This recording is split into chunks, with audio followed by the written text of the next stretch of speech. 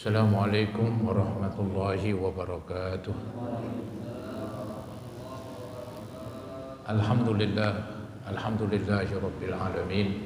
Wa bihi nasta'in ala umuri dunya waddin. Wassalatu wassalamu ala asyrafil khalqi wal anbiya'i wal mursalin Sayyidina wa maulana Muhammadin wa ala alihi wa ashabihi ajma'in, amma ba'd. Hadirin saudara-saudara jamaah Majelis Taklim Masjid Al-Inayah yang saya muliakan. Mudah-mudahan kita termasuk yang dimuliakan Allah Subhanahu wa taala. Amin ya rabbal alamin. Yang terhormat pimpinan Masjid Al-Mukarram Bapak Herman dan Al-Mukarram Ustaz Abdul Salam serta para guru-guru, para asatizah, para hujjaj, tokoh masyarakat, juga remaja sekalian. Syukur alhamdulillah malam hari ini walaupun sehabis diguyur dengan hujan yang cukup lebat, namun tidak menjadi penghalang untuk kita hadir berkumpul kembali mengikuti pengajian. Mudah-mudahan langkah yang cukup berat ini mudah-mudahan menambah pahala kita di sisi Allah Subhanahu wa taala. Dan semoga Allah Subhanahu wa taala berkenan memberikan balasan yang lebih besar lagi, dan semoga Allah bukakan pintu ilmu dan pintu hati kita. Amin ya rabbal alamin. Hadirin, malam hari ini bahasan dari kitab suci Al-Quranil Karim, yaitu suratul Baqarah ayat 283 ya. Saudara, penjelasan yang lalu tentang yaitu masalah jual beli ya. Ada jual beli yang kredit ataupun pinjam meminjam, yang penting urusannya utang begitu. Nah, ini agama memberikan bimbingan supaya nanti ditulis, istilahnya pakai juru tulis kalau bisa, ya, yang resmi kalau bisa. Anggaplah yang nggak resmi udah lumayan, ditulis plus ditambah lagi dengan 2 saksi. Ya, tujuannya supaya nggak ada persengketaan. Lantaran ini ya, masalahnya utang piutang, jual beli kredit, ada utang di situ. Meminjamkan uang, ya apalagi. Nah, ini perlu ada catatan. Jangan sampai hanya bergantung dengan akal, dengan daya ingat. Ya, daya ingat manusia lemah, sewaktu-waktu dia lupa. Maka ketika jual beli konten, nampaknya nggak begitu perlu katanya. Nggak begitu perlu ada yang nulis, nggak begitu perlu ada yang menjadi saksi begitu. Walaupun sah-sah aja. Cuman ya beda lah dengan yang sifatnya utang piutang dengan yang sifatnya kontan. Nah, ini saudara-saudara ayat lanjutannya nih 283 tentang masalah gadai. Gadai kan berkenaan dengan pinjam meminjam juga. Ya, gadai ini berkenaan dengan pinjam meminjam. Seseorang ya minjam uang. Dia ingin supaya pemilik uang ya merasa tentram, maka diberikan jaminan. Itu jaminan namanya gadai ya. Nah, ini dalam Al-Quran di ayat 283 Allah Subhanahu wa ta'ala berfirman, wa in kuntum ala safari wa lam tajidu katiban farihanum maqbudah fa in amina ba'dukum ba'dum falyu'addil ladzi tumina amanatah wal yattaqillaha rabbah wa la taktumus syahadah wa may yaktumha fa innahu athimun qalbuh wallahu bima ta'maluna alim. Artinya jika kamu dalam perjalanan, ini kata-katanya jika dalam musafir atau perjalanan. Apakah itu syarat orang boleh menggadai atau istilahnya pinjam meminjam dengan ada jaminan? Apakah mesti syaratnya lagi musafir? Enggak, saudara-saudara. Cuman biasanya zaman dulu itu ketika lagi musafir butuh uang ame temen, ini katanya yang nulis enggak ada. Mungkin saksinya namanya di perjalanan susah. Nah, yang bagus pakai jaminan barang aja. Ya, mungkin di perjalanan kehabisan uang, temennya membawa uang lebih. Kita pinjam, nih kita gadaikan misalnya jam tangan atau kendaraan dan sebagainya. Nah, jadi Itu bukan mesti gadai-menggadai itu dalam keadaan bepergian jauh. Cuman Al-Quran menceritakan pada waktu itu biasanya ketika bepergian jauh, orang ini ketika pinjam meminjam, dia nggak ada bukti dalam bentuk saksi, dalam bentuk ditulis katanya. Karena di tempatnya tempat ya padang pasir lah, bukan tempat pemukiman. Ya. Nah untuk itu supaya pemilik uang yang kita pinjam tenteram, maka ada jaminannya yang namanya gadai. Jika kamu dalam perjalanan, kata-kata perjalanan bukan syarat begitu. Dan bermuamalah tidak secara tunai. Bisnisnya ini nggak tunai, meminjam, mengkreditkan, itu kan nggak tunai semua itu. Ya, kalau tunai sih bayar, kasih barangnya selesai. Istilahnya tuh sengketanya agak kecil lah, sengketanya kecil. Tapi kalau istilahnya ada uangnya belakangan atau uangnya dicicil, ini timbul sengketa banyak. Untuk itulah saudara-saudara ditulis, tapi ketika mungkin nggak ada juru tulis ataupun nggak ada saksi, ya udah pakai barang jaminan begitu.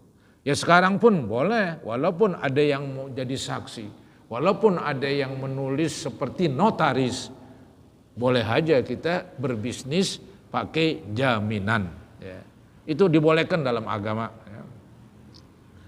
Jadi jika kamu dalam perjalanan dan bermuamalah tidak secara tunai, sedang kamu tidak memperoleh seorang penulis. Sekarang penulis banyak, nggak apa-apa, boleh tetap ya.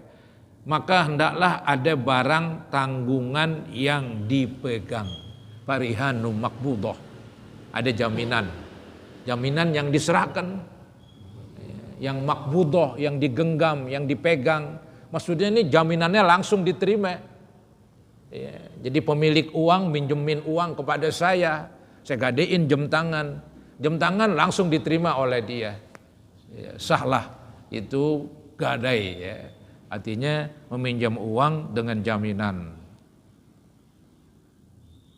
Apalagi zaman sekarang butuh saudara-saudara ya, supaya orang nggak banyak ya ribut lah, kadang-kadang kan gara-gara ini jadi ribut.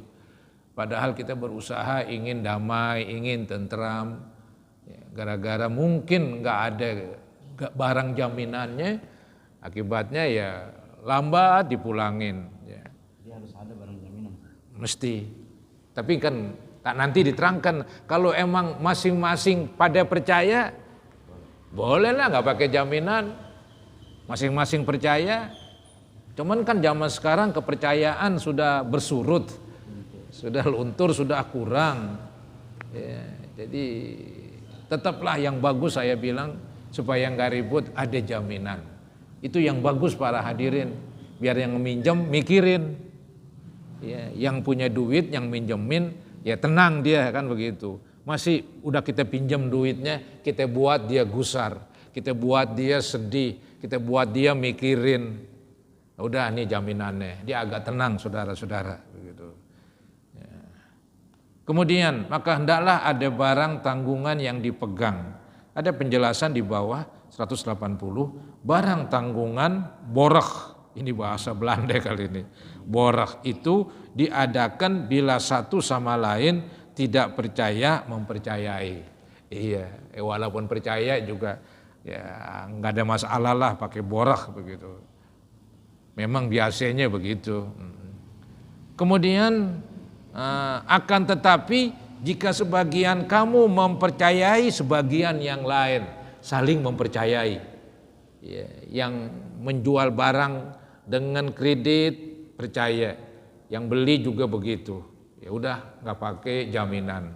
Yang minjem uang ya dipercaya. Sudahan yang minjemin dipercayain lagi begitu. Ya udah nggak pakai jaminan. Tuh. Akan tetapi jika sebagian kamu mempercayai sebagian yang lain, saling mempercayai begitu.